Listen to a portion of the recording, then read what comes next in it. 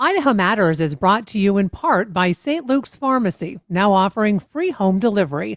For daily medications or one-time prescriptions, home delivery is easy to set up. It's convenient and safe.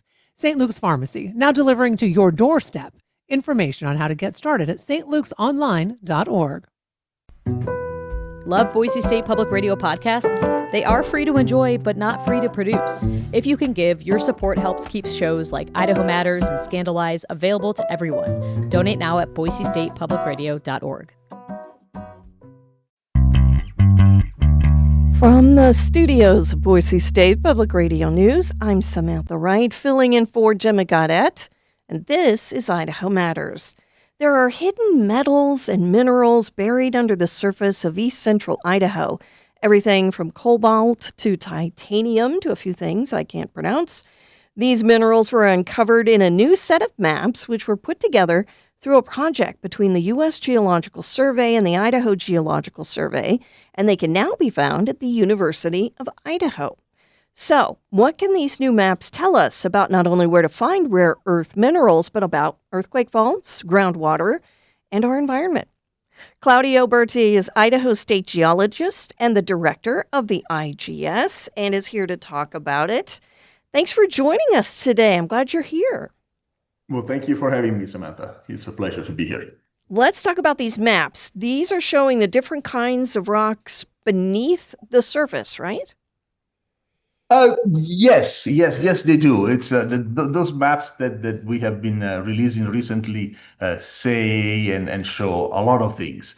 It's fair to say that the most recent release of the working collaboration with the USGS, the U.S. Geological Survey, is the release of geophysical data, and those are two sets of data that have been acquired through some airborne acquisition, so through an helicopter with low elevation flight, and have been acquiring some of the signal that can be detected and that are emitted naturally from those rocks. So they help us understand what's in the subsurface or at the surface in places where we don't have direct exposure, but also in ways that we don't have necessarily ways to cover the ground in its entirety because of the rugged terrain, because of access difficulties, or just because of time, for that matter. And so it's a very helpful and powerful tool to get a regional context that then we can plug in data that we can directly collect in the field. And they give us a perspective of, again, of what can be hidden behind the surface and require some interpretation for sure, but they're a very powerful tool for us to understand the natural resources of Idaho and some of the hazards attached to that. Okay, tell me about this area. I mean, this is a pretty big chunk of land that you guys are making maps on. Oh yes, it's a very big chunk of maps that we've been making maps on. We have been working in the area for a long time. Of course, the survey has been working for the state for over a century, and the project in the Salmon area, where some of these newest data release was focused, has been the subject of our attention for well over a decade. It is a very meticulous, painstaking work of covering as much ground as we can, and we call it the Salmon Project. It covers kind of the Salmon area across the border of Montana, and it has been quite a bit of a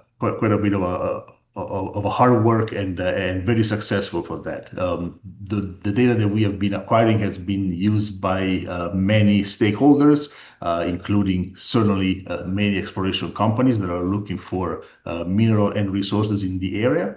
And we also try to use those data to inform communities, to support water analysis and understanding of the subsurface, community preparedness to hazard of various kinds. So, well, and as you said, companies are looking for things like rare earth minerals and things like that. But you mentioned this information can cover anything from groundwater to environmental concerns, even earthquake faults, right? Well, absolutely. So really what those data allow us to do is to get a better understanding of subsurface without very expensive and long and complicated way of actually looking at the subsurface. So historically or classically, you look at subsurface doing exploration like oil and gas company would do, acquiring seismic lines and or direct borrowing or drilling. Those methods that we have been acquiring through the USGS are indirect and allow us to get a first order approximation, a first order understanding through not necessarily direct access. And because of that, we can estimate, for example, the geometry of the basins. So the basins, of course, in that part of the world, in that part of Idaho, host aquifers. That means that we get a better understanding of the shape of the bowl that really contains the water that then is used for irrigation, agriculture, farming, ranching, and so on. At the same way, many of those basins are also bounded and really driven by faults. Those faults are active in many parts of that region. And so those data allow us to better pinpoint the location of those faults. And so clearly they serve a very important way for natural resources, but also for hazards and prevention and community preparedness and resilience. Wow. That is just a lot of information that you're collecting. And this data is public, right? This data is completely public. Everything that is released by the Idaho Geological Survey is in the public domain through our website, which is idahogeology.org, and the data that are released through the U.S. Geological Surveys are also public through website that serves those national repository. Of course, those funding is federal, so everything has to be in the public domain immediately. In the past, we are also collaborating with some of the exploration industry that works in the area that have supported some of those efforts with the understanding that any financial support that those companies provide also goes into the public domain, and so there is no proprietary data, and is a service that some of those exploration company provide to the state at large.